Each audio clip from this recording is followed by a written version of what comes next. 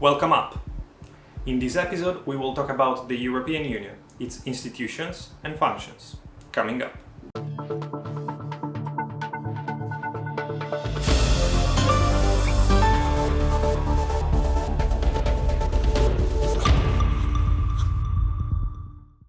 Hello, I'm Understanding Politics, and in this channel I explain political theories and debates to students as well as curious and passionate people, just like you.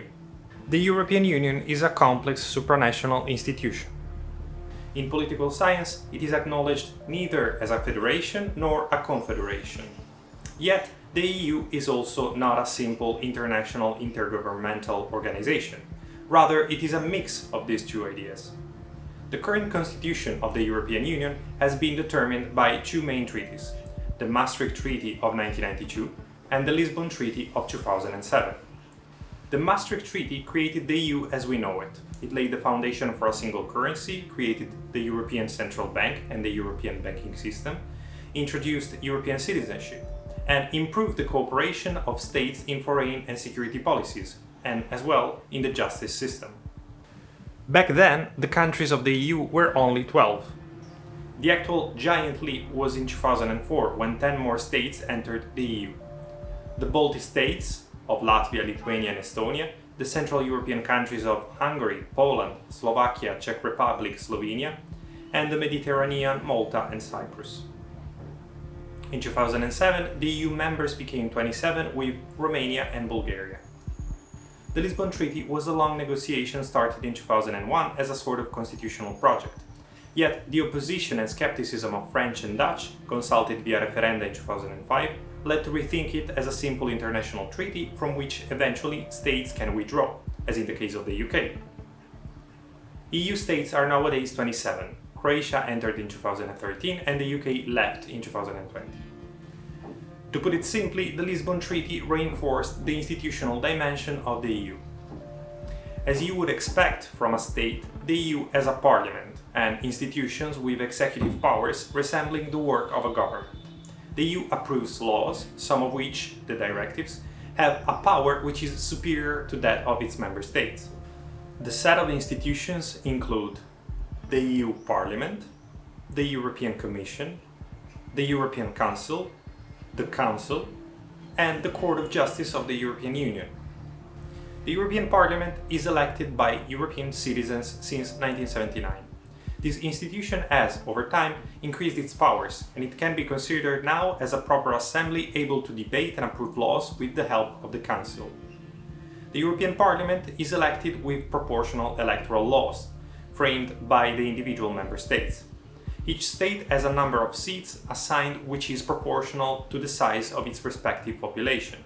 Yet MPs do not sit according to their state, but according to their political orientation in specific political groups or parties. Nowadays, the EU Parliament has 705 MPs. The European Commission is elected by the Parliament in consideration of the political group which has received the majority. Its members are often considered technocrats, but they are also politicians of member states with a particular expertise in their area. The EU Commission has executive powers, and it has the initiative in the legislative process, meaning that can propose legislation bills to the Parliament. The number of commissioners is 27, including Ursula von der Leyen, and should represent every state of the Union. The European Council is a highly confusing institution because its name is very similar to the Council of Europe, an international organization of 47 states created to protect human rights. For example, Russia is not a member of the EU, but it is a member of the Council of Europe. If you have ever heard of the European Court of Justice, you have probably heard of the Tribunal of the Council of Europe, which deals with human rights violations, while the Court of Justice of the European Union mainly deals with interinstitutional problems, issues between states and/or EU institutions. Since these institutions seem to have all the same name, the Council of Europe created a page to distinguish them. On the other hand, the European Council is a council of the heads of government and state of the EU, nowadays presided by Charles Michel. Also, the President of the European Commission participates in the European Council. The main purpose of the European Council is to give a political direction to the work of the Commission and the EU itself. It has also the right to nominate the President of the Commission, but given that the Commission needs the vote of confidence of the Parliament, the European Council chooses the President among the political group that obtain the majority.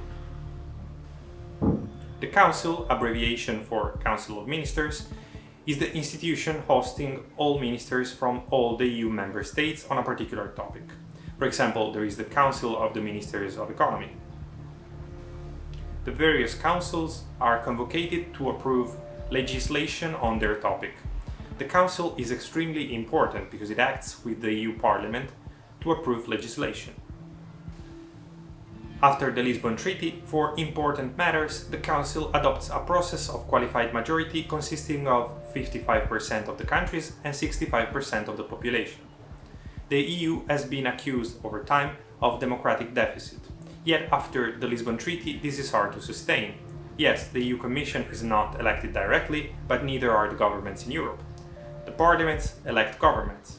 Moreover, the EU Parliament is elected, and the Council and the European Council are made by ministers and heads of states, already chosen at the national level. The lecture is over. As usual, you can find the sources in the references section of this video description. Did you know that the President of the European Council, Charles Michel, and the Ukrainian Prime Minister look alike? Well, both bald with glasses and beard, but remarkable.